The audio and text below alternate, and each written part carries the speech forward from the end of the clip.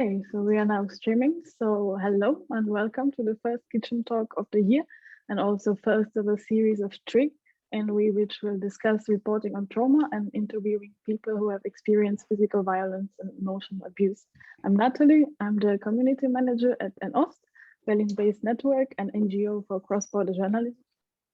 Before the pandemic, we used to organize media conferences and bring journalists together in a different city every year. Local journalists then kindly invited their international colleagues to their kitchens to continue the discussions over a glass of beer or a cup of tea. So that's how the format of kitchen talks came about. We have now managed to adapt for online. It's very nice to see so many of you here from different parts of the world. After 1 hour, we will stop the stream and everyone who is with us in the Zoom call is invited to stay around for an informal discussion and networking. Those who are on the stream, you are very welcome to register for next time. And now I give the word to our host, Anastasia Anisimova, who will introduce herself and our speakers. Hello, my name is Anastasia. I'm a journalist and communication specialist. In the last 2 years, I was working in the organization that fights human trafficking, and it made me think a lot about trauma and journalism. And I remember especially one event when I heard public speech of one of the activists who experienced sex trafficking, and she shared publicly her experience. And she was very brave and very inspiring, but after 1 year, my boss told me that this woman experienced emotional breakdown because of this talk, and now memories come back. And it really encouraged me to organize these discussions around trauma. I don't think we can possibly have some universal rules, but we at least can share our experiences. And today we have 3 amazing journalists who work with gender-based violence and can share their approaches. It's Armin Smailovic will represent his visual work on the collaborative project Sound of Silence. It's about sexual violence during the Bosnia and Herzegovina war. Lydiette Carrión, a journalist from Mexico, will discuss reporting on human trafficking. And Nina Nazarova from BBC Russian service will tell about gender-based violence, domestic violence in Russia. We also have a therapist in our room. It's Yulia Yurkevich. She is from nonprofit organization No to Violence, that is unfortunately labeled as a foreign agent in Russia, and she will give us the feedback as a therapist. Please write your questions in the chat, and we start with Armin. Can you please tell us about the project Sound of Silence and your visual approach as a photographer? Yeah, hello. Thank you for having me. Good evening, everybody out there. I was just chatting with Stefan from n-ost, and I have to say there is a lot of interesting people here, but unfortunately mostly women only. There's I see 2, 3 men. Would be nice to bring also this topic to male journalists as well as you ladies here combined in this Zoom conference. Yeah, I would like to talk about the Sound of Silence project, which is a major project initiated by the United Nations. On the one hand, by the United Nations TV and by the United Nations Population Fund in Sarajevo in New York. And the campaign or the project started in 2010. And in 2010, Andy Gito from UNTV made a major documentary, an award-winning documentary called Healing the Wounds of War. I think if you Google it, I will post it in the chat. You can find this video. It's a 10 minutes video. And starting with this documentary film by Andy Gito, the parallel started also to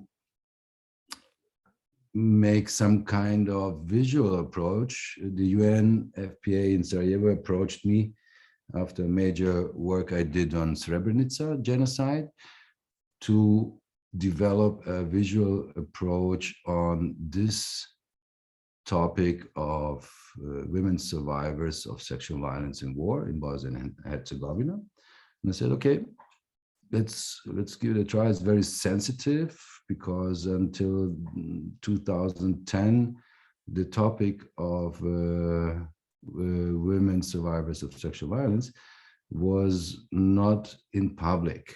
It was in public. It started 2006 with the movie by Jasmila Žbanić, Grbavica, who was also award-winning movie. And she was the first who brought this topic into the public space. It was before that movie also in public space, but very clear to say in the public space of Judiciary, which is the International Tribunal for Former Yugoslavia, Criminal Tribunal for Former Yugoslavia. And in 2001, some of you may know, there was a landmark case, the Kunarac case, where different things were fixed through the judges, and there were for the first time in history, I have to read it exactly, that war rape was considered a crime against humanity. And in a case a little earlier, 1998, the Akuyesu case, which was related to the Rwandan genocide, defined rape as an element of genocide. Both together, those cases made and encouraged afterwards also women, together with this film by Jasmila Žbanić, empowered the women to speak out, because suddenly there were some kind of stage public awareness, people, organizations, associations from UN to smaller associations in Bosnia and throughout the world were suddenly in the light of this topic, and women were more and more self-confident to speak out. And so it came a few years later, as I said, 2006, Grbavica, the movie, 2010, Andy Gito and myself with the team of the UN started to work on this Sound of Silence campaign. And in that moment, the first approach was actually to meet women. They were organized in associations throughout Bosnia, and to meet them 1, 2, 3, 4 times without camera and just talk to them. I was accompanied by a lady from the UN because, again, it's a sensitive case. I am a man, they're women. And so we were kind of a team and entered the rooms. Usually they have a room, those associations. They have various therapies, like suing therapy is most common. You may know it also from the African associations from Congo, etc., etc. And so I started just to be kind of a guest, once, twice, 3 times, and little by little, you're not a foreigner anymore. You're not a photographer in first place anymore. You're part of this group. And you sit there for hours, drink coffee. In the Balkans, we drink coffee all the time and have some cookies and cakes and just talk, not directly, of course, about what happened in the past, but more about how is the situation now, what is their option to get their legal situation better, because there was the legal situation for the women in Bosnia was quite difficult, and so on and so on. And then through those talks or interviews, you name it as you like, I found out that most of the women, almost all, were captured in dark rooms, either hotels or warehouses, something like that. But they were quite dark, and they told me like they were picked by the soldiers with torchlights in the night. Most of the time it was in the night, but also during the day. And the soldiers were lightening their faces or whatever, and said, you come.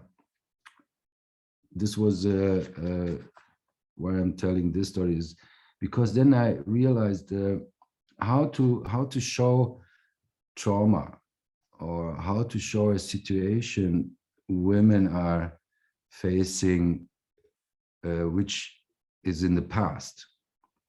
And maybe we start now with the pictures, and I will go on to explain what happened. So he will see some of those pictures I made, around 60, 70 portraits. I call them black portraits. And I used also a torchlight. But I was, before I started to take pictures of women survivors of sexual violence, I tested it with my wife. How fast can I do it? How does it look? Is it too much? Is it okay? Whatever, all the circumstances of, because I didn't want to photograph too long, because possible re-traumatization in that moment is quite possible. So with this done, where my wife assisted me to, as a kind of like, maybe it's a wrong word, but as a model, as a light model, I developed this thing, and I realized that this dark room, and the women lightened with this torchlight, was able to give me a travel into the past. Something like this, the soldier may have seen the women when he was picking the women out of the room, and it was even for me quite not spooky, I don't want to say, but it was an intense situation.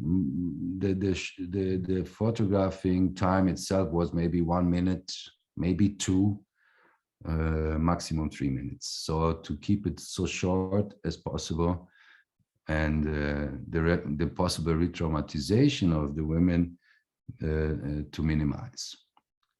And with this, I was able to find a way that to show their life-lasting trauma, the really very dark moment of how it looked in the 90s when they were captured.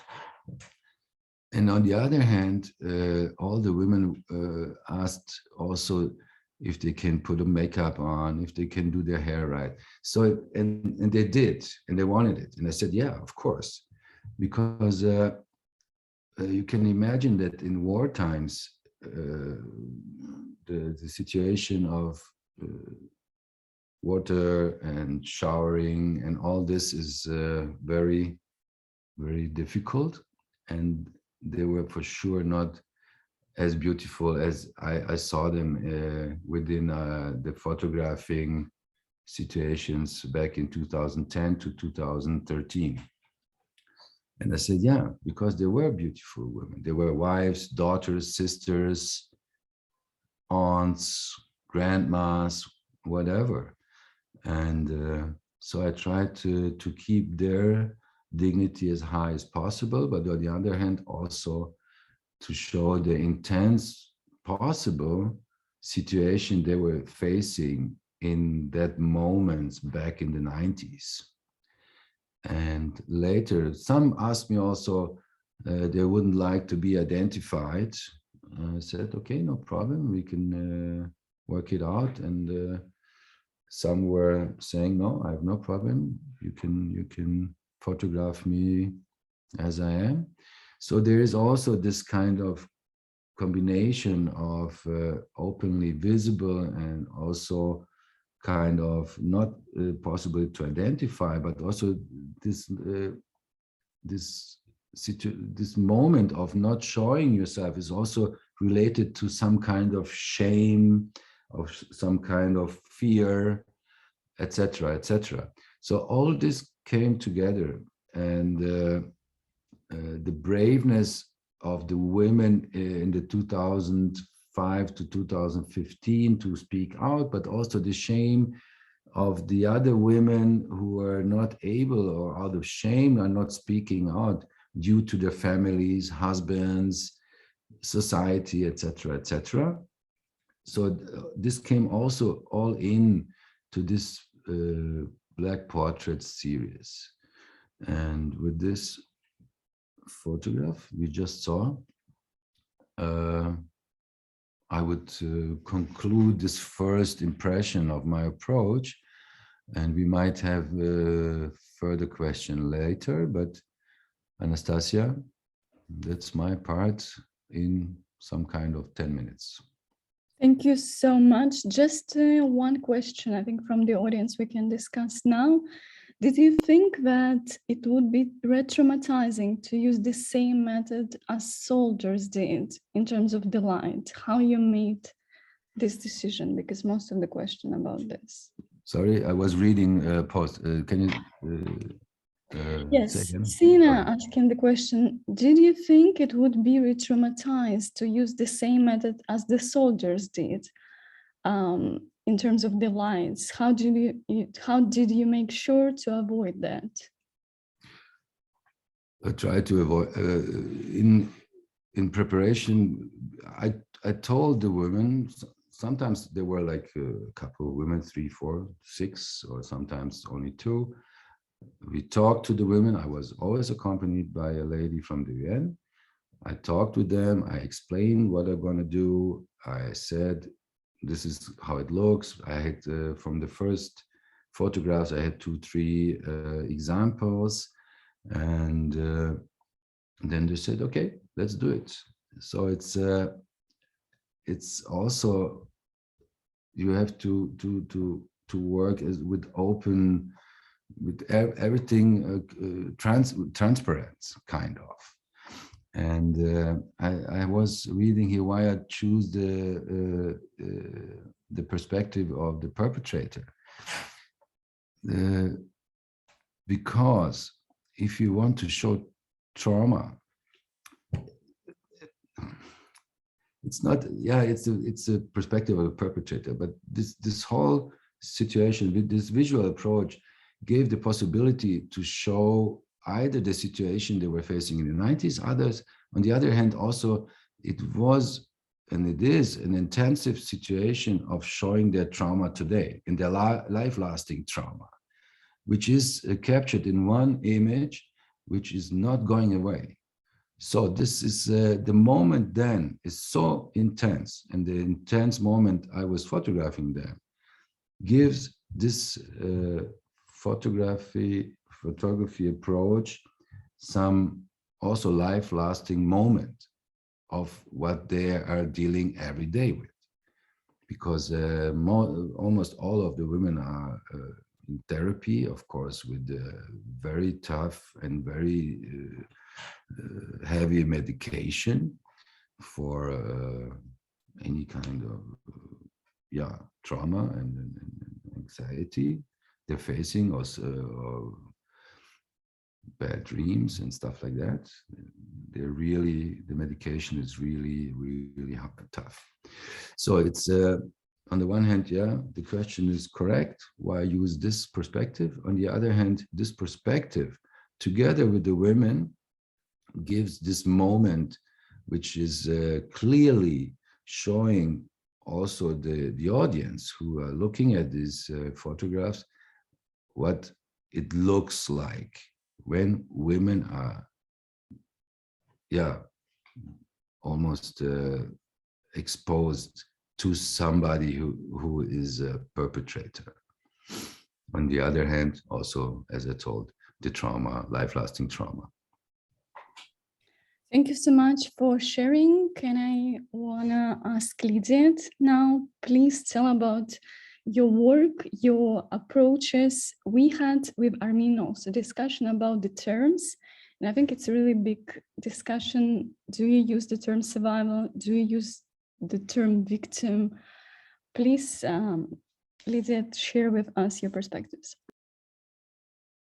Thank you. Good evening, everyone. My name is Lydiette. I'm a Mexican journalist. I've been covering violence topics for almost like maybe 10, 15 years now.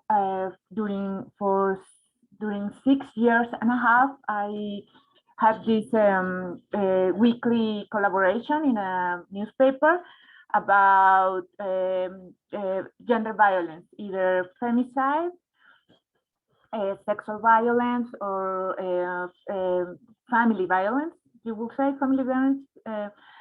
And as a product of that work, that was about 6.5 years, I wrote a book. I'll show it to you guys. This is the one. I don't know if you can see it. It's called La Fosa de Agua, the water pit. I'm gonna have to take off my bubbling stuff in the video so I can show you guys. Just hold on a second. Okay, this is.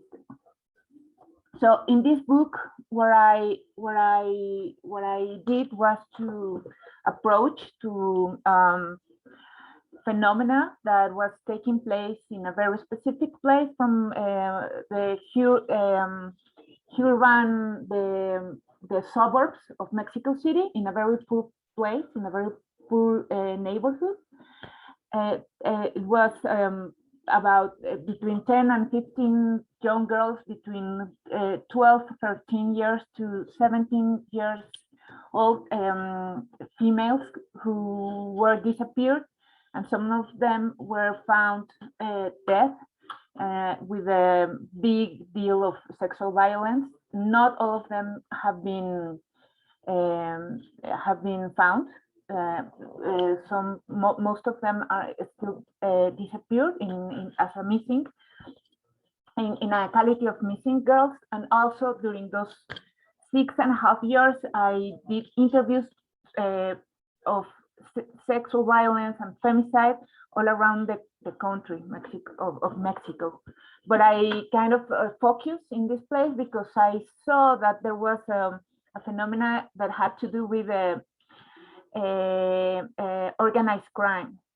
So that's where my experience comes. Also on 2019, me and some other journalists, I mean, we were a team. We won the Premio Gabo, which is like the most important journalist prize in America Latina, in Latin America, that has with the work Mujeres en la Vitrina. We will be like that had to do with sexual trafficking, international sexual trafficking. So during all those years, I had to do a lot of interview with people, with either girls who were survivors of sexual trafficking, but also with mothers who were looking for their daughters. Some of them were found dead, some of them were found alive. So that gave me like a very wide view of what's happening in terms of gender violence in Mexico, that has to do sometimes with organized crime, but also has to do with gender violence? What kind of options do girls have? I'm gonna make an example. 70% of young people who doesn't have neither school nor job, 70% are women in Mexico. We have like the highest score on teen pregnancy. So, and we still having a lot of work to do to make legal the interruption of the pregnancy also. So that gives a wide panorama of that Mexico is a very unequal place. So there are people who's very privileged and there's a lot of money, and there are wide territories who are very, very poor, very violent. And amongst all these, Mexican women have like the worst outcome. So what I learned during that time was that, first of all, I had to do these interviews, and myself I had to have also my psychological, how do you say? I will go weekly for psychological counseling, because one thing that I learned like very, very early as a journalist in Mexico is that I had to take care of my mental health in order to keep being assertive, sensitive, not burn out. So that's primary. Also, that even having this space, this therapeutical place, at some point, and in my case, that point was after six years and a half of having weekly interviews. I had to stop and back off a little bit, and to understand what was happening with myself, and to try to accommodate what I was seeing. So, well, that's the first thing, because this kind of work is very psychological and emotional, distressing, and it takes a lot of you. So you have to understand that it's not like in Mexico. Mexican journalists are very, we feel like social heroes or something, but even heroes need to go to therapy in order to not become something else. That was second. When I was doing interviews, I learned very early also that I had to make myself of tools to understand what people were saying to me. So I asked several also therapists to understand why people, for instance, girls who were survivors of sexual trafficking. There were two teenage girls around 14 years old. They were victims of sexual trafficking, and they were saying their story, and there was a lot of stuff that didn't make sense to me. So in order to evaluate that, I had to ask experts on survivors of sexual trafficking what was going on, to understand and to evaluate what they were saying to me. So that was second, and also to have a little bit a small tools to take care of them when I was talking to them. So I kind of learned also like a little bit of non-verbal communications, to understand when I had to stop or when I had to maybe change subjects. I'm gonna put a very silly example. If you go, for instance, I remember very clearly once somebody had to take blood of me, and I was kind of getting into panic. And the nurse, she started asking me something like, totally out of the blue. And I was like, what? Why are you asking me? But when I start answering, I kind of forgot my panic. And after I got out of that traumatic moment in my life, I understood that the nurse what was doing was to distracting me, like what you do when you have small children that they start like crying for something and say, hey, come on here. No, it's not like you're misguiding, but trying to quit like maybe a very hard moment on the people you are interviewing. So if I detect it's not like it's totally my responsibility, sorry, but when I sense that, I try to stop. In Mexico, especially on television, they're very fond of putting victims or survivors into crying on camera, and that's totally unethical. That re-victimizes people. And also they allegate that it's for making public sensitive about what's happening. And I concluded, I got into the conclusion that people crying on the TV without context, without understanding, it doesn't work at all. It's just anecdotal, and it doesn't make a critical mass of people. So I totally avoid that. I try to make sure that if people is talking to me, they can live calm down and they feel comfortable when they're talking to me. But it takes a lot of work, and it takes a lot of oneself. I don't know if that makes sense. You have to be very. You cannot get distracted. You cannot, you need to start like very focused on that. And I've learned a lot of myself. For instance, there was, I'm gonna make an example again. I was interviewing the parents of a young girl who was missing. It was a 6-year-old little girl. And I wasn't being able to connect to the story. And I was just very uncomfortable, and I was like wanting very badly a cup of coffee, actually.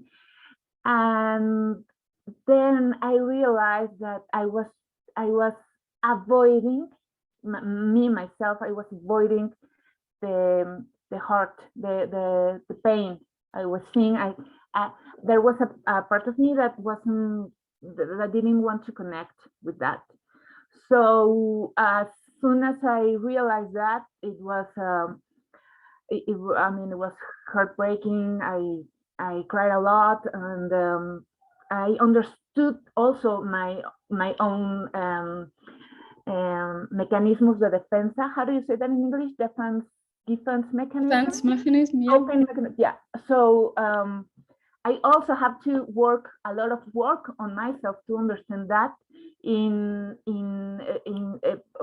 For I can still be very sober and very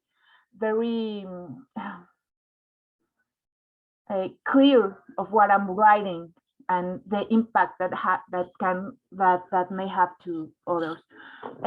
Well, in Mexico, over the last basically the current century, it has been marked by a war that is not called a war, but it's a very clear war. There are parts of the territory that there's no law at all, and the kind of violence that we see is very, very cruel, very, very harsh, very, very raw. So I start realizing that if we just replicated that kind of violence in the newspapers or in the media, we weren't really like we weren't making an effective denuncia. How do you say it? Like we weren't what was the word in English? Denuncia. We weren't like, oh, look at this is wrong, but we were just reproducing the narrative of the violence of the war. So in terms of sexual violence, I realized that if I was very graphic or something, I was reproducing sexual violence, and we weren't making a difference, but instead we were like maybe promoting a little bit more. A few years ago, I was in a meeting with Latin American journalists who were working on sexual violence, and we all agree on that. We have like this very, I mean, and these realizing are very, very practical. It's not theoretical. We've seen it. For instance, a journalist from Argentina was saying that they published the story about a girl who was attacked with acid. Does that make sense? That in her face, and like within the next 2 or 3 months, there were another 3 or 4 attacks on all around Argentina. So how do you report on that kind of violence? Avoiding being like a school of cruelty. And that's actually, I don't have like a complete response. Something that I've been thinking about lately. I'm trying to study a master's degree to understand and to be more theoretical about that, because it is a big problem. I mean, when are you denouncing? When are you like, because we need to talk about what's happening, but how do we say it in order to not reproduce a cultural thing? I mean, it's a very thin line. I don't know if it makes sense, because also you cannot like, oh, don't publish that. But how come you cannot publish?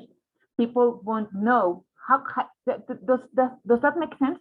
So I've been thinking about that. I've been reading, and I've been trying to make more clear my thoughts.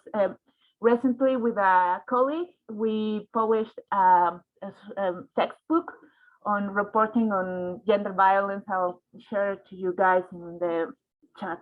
And I think I use my 10 or 15 or 20 minutes. So thank you. Lydiette, thank you so much, and thank you for sharing your personal experience and how it really can traumatize journalists. I think it's a very common thing we should definitely talk about. Thank you so much. And I want to pass it to Nina Nazarova, BBC Russian service correspondent. Nina, please tell us about your work and maybe the rules you try to obey, the challenges. Yeah, hello, thank you. Can you hear me okay?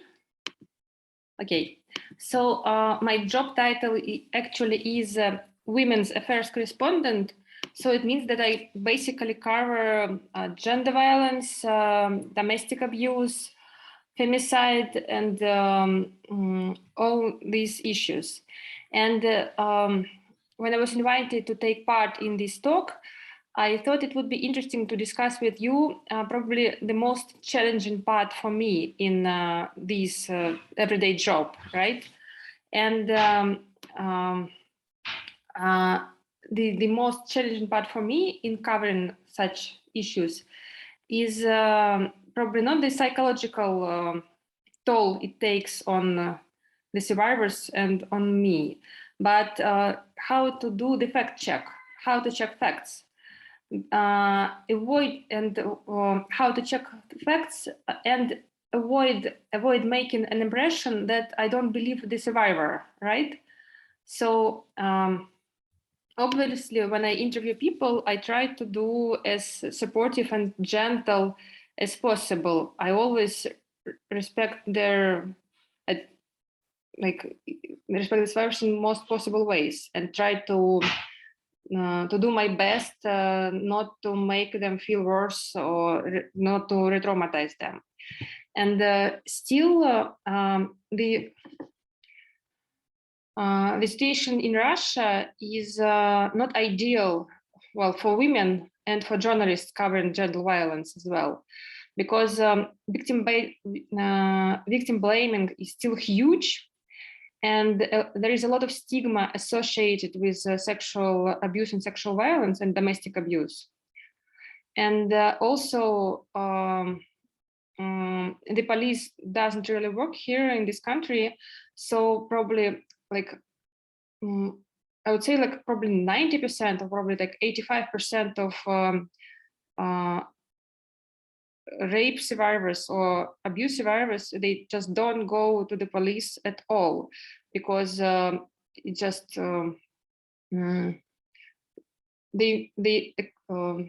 they believe it would never work. So they just would be like that women probably would get a lot of like nasty comments that she was asking for it herself, etc., and she won't get any help. So what does this mean for me as a journalist? This means that I cannot, for example, I cannot cite court decisions. I cannot cite, I cannot quote any legal papers. I cannot, like I don't have like facts. And when I am interviewing people about the situation, it's usually like normally such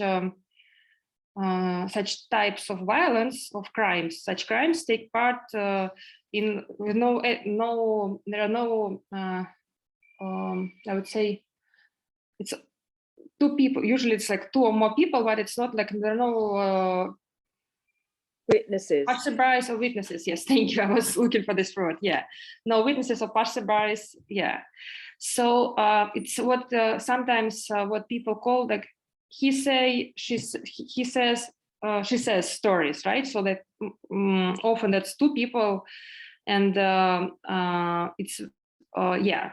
So it's very important to get the story absolutely correct and absolutely right for me, because as I said, the stigma is huge, and there are lots of haters on social media and in public that my story has to be like immaculate from the facts points, so not to bring not to let haters target it or the survivor in any way, because like 2 years ago there was a huge scandal in the Russian media. Once there is a media outlet, and they did a great story about sexual harassment in top Russian universities, and like bad practices of indecent proposals from the staff to young female students, etc. And the story was very important, but they got some details wrong, and it basically it's like there was a huge backlash, because a lot of people on the internet and the administration of these universities as well, they said, so once they got the details wrong, that means like there is no story, it's all fiction. Yeah, it's not like we can just so they could just ignore it, like it never happened. Yeah, so it's very important not to let people use this argument against abuse issues and violence issues. And also it's important to get all the details correct, because as a journalist, I don't want to let's say if I get something wrong, the perpetrator could use this and sue for, let's say, for libel, or just to go to court, say that this fact is untrue, this means it never happened. Okay, it's a libel, I won satisfaction. Okay, so that's as I said, victim blaming is huge. So most women usually ask to change their names for the stories or cover their identities. So it means that so it makes my job more difficult from this point of view. So because there is no the name is changed, the identity is covered, and I have still to tell the stories in a credible way. Okay, so that's yeah, so that's my task right here. And I was going to discuss some just probably cases, probably some cases I worked on, and the way I tried to deal with this challenge. And probably the easiest case was when I did in 2018, I did a story about sexual harassment in Russian parliament. And one member of Russian parliament harassed a female journalist. He literally asked her to be his lover and grabbed her. And it was probably the easiest case to write about, because it was in his office in the parliament, and she walked in asking for a comment for some state matters, and her voice recorder was on and running. So she had all this harassment on record, and I think it highlights the fact how confident he was in himself, that he does nothing, he probably believed he could do everything he wants. So yeah, and it was easy to write about, because we ran transcript of this conversation. Obviously, we asked him for comment later and asked his the head of his party for a comment, but still the core was there, and it was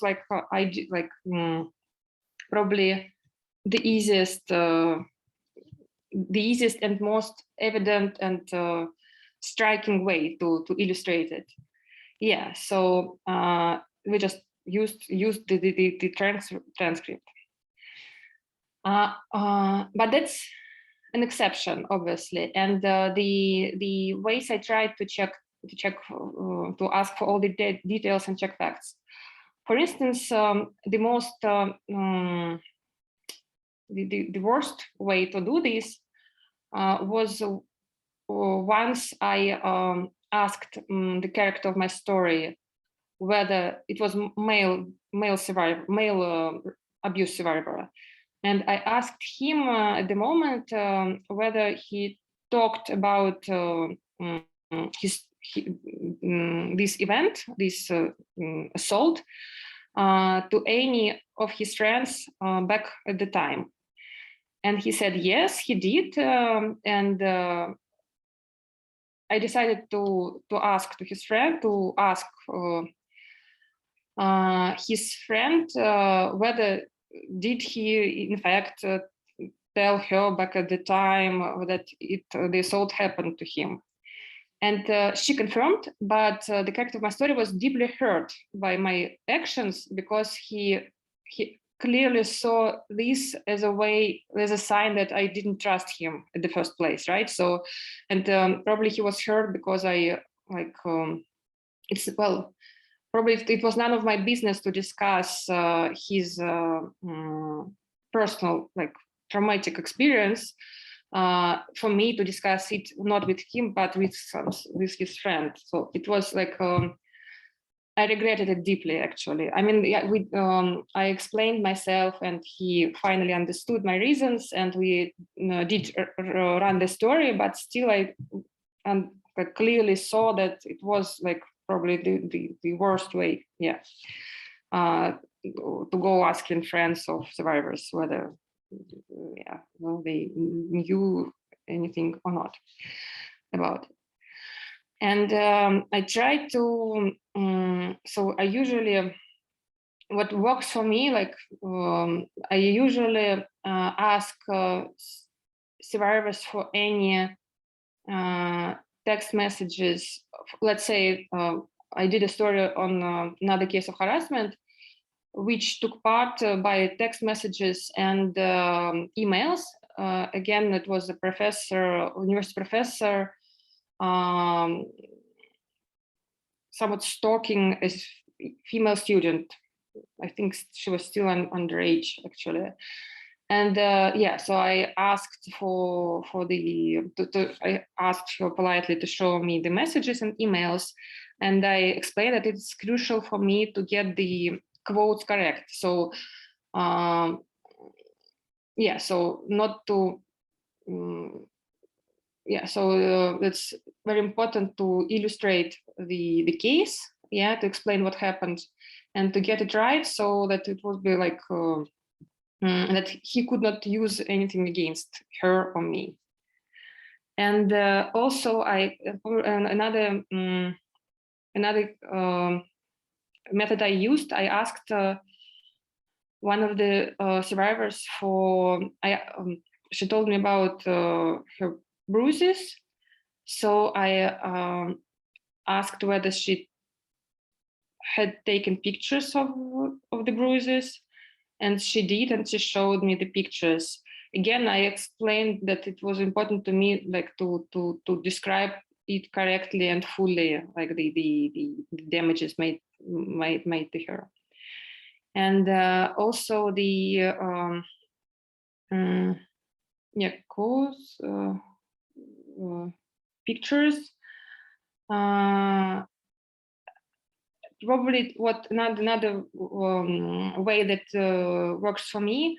Sometimes if a survivor went for help to a shelter, let's say, or some social services, I can contact them and like I contact them and ask some, I don't know, like probably just ask them for comment, like probably some basic comment about like how many survivors call them, or how many like people ask for help, about statistics. But at the same time, I check whether she or he indeed went for help. They know him or he. So I'm asking for a basic comment, but I'm still along the lines. I'm checking all the information I have in order just to make it to make it 100% proof.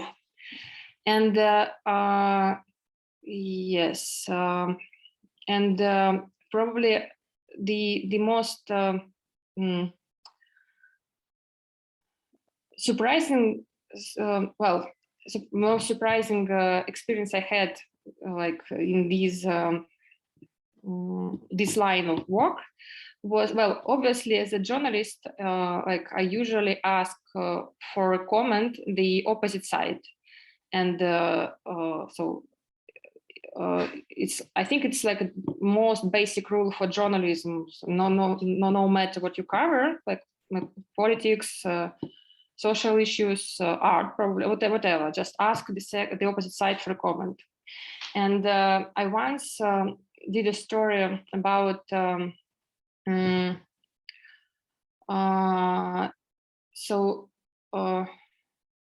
yeah, and just I want to add that sometimes I think that the principle ask the other side for a comment, while it's the golden standard in journalism, it might seem counterintuitive in the case of covering abuse and violence. That why give the perpetrators voice at all? Why ask them for a comment? But in my experience, it sometimes works to the advantage of the story and the survivor. And well, at least the alleged abuser may say like no comments, and it could indicate that the person has nothing to say in their defense. Probably some perpetrators could make ridiculous excuses. But probably the most interesting case in my experience was one. I once did a story about male survivors of sexual trauma, sexual abuse. And the main character in my story was a young man who at the time of events was underage, and he was at school, basically.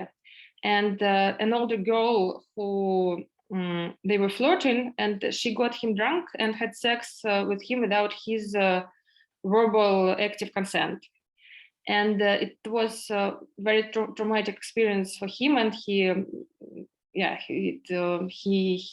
needed help after that, and he went for counseling, and he described it to me. And it was a like the events, they were like he didn't go to the police, so I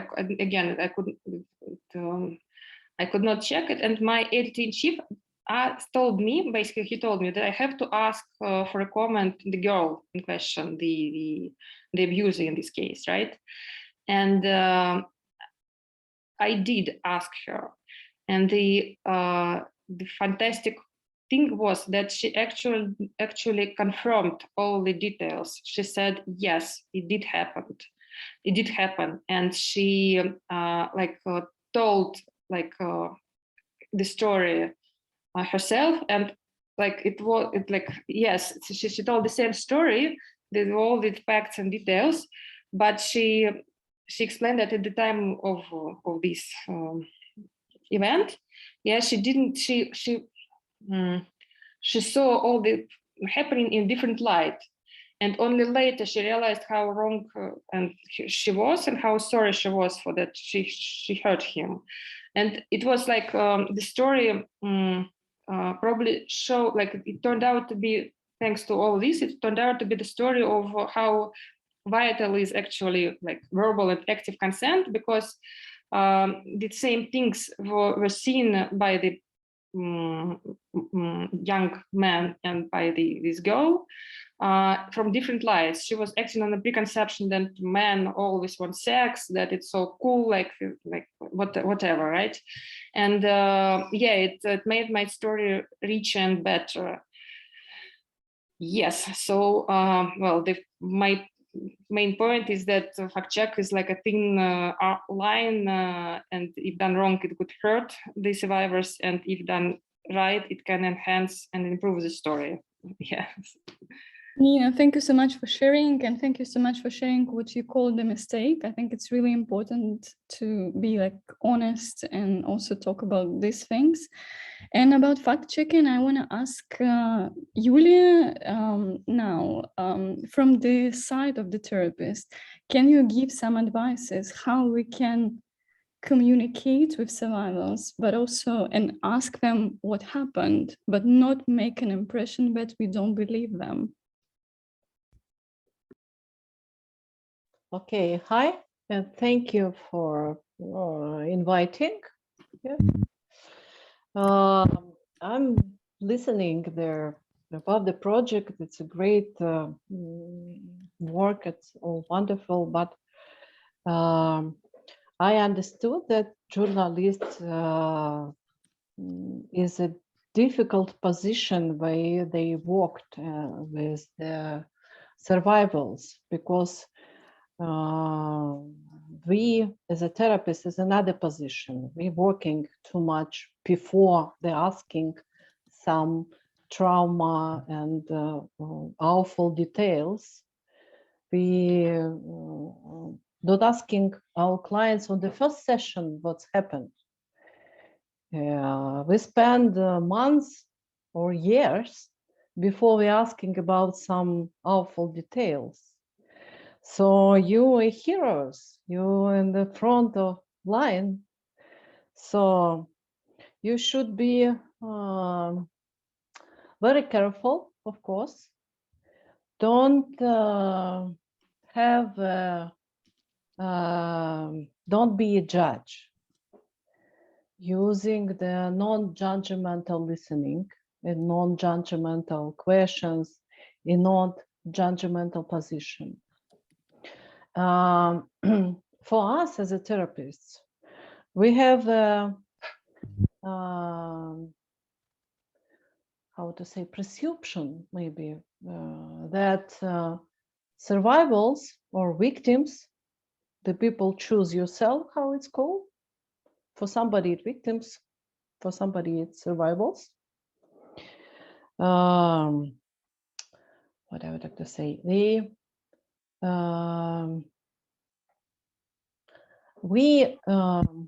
sure inside our position, therapist position, that survivors is not guilty, and she or her do not take responsibility for violence act. and only aggressor is responsible for his actions and for violence. In this case, it was interesting listening what Nina told stories about their point of view from the both sides.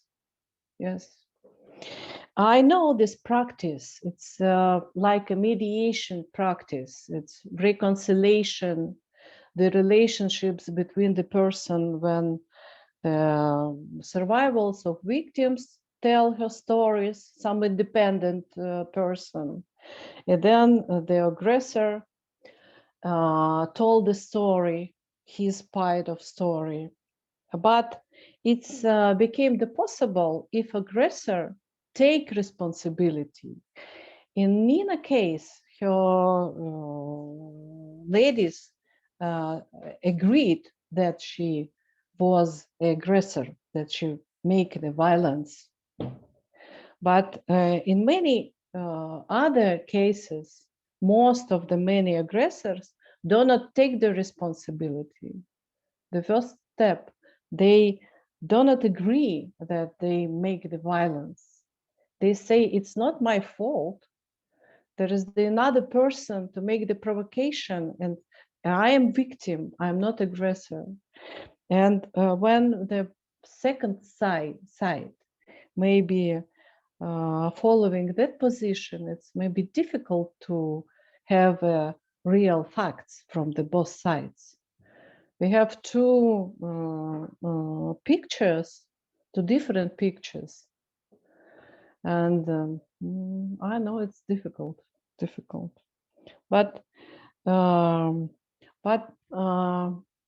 I would like, and from the other side, I would like to be like advocate for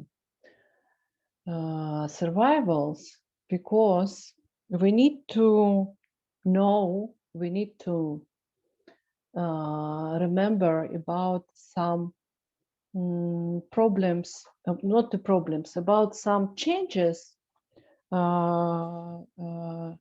which happens in the mind and conscience when we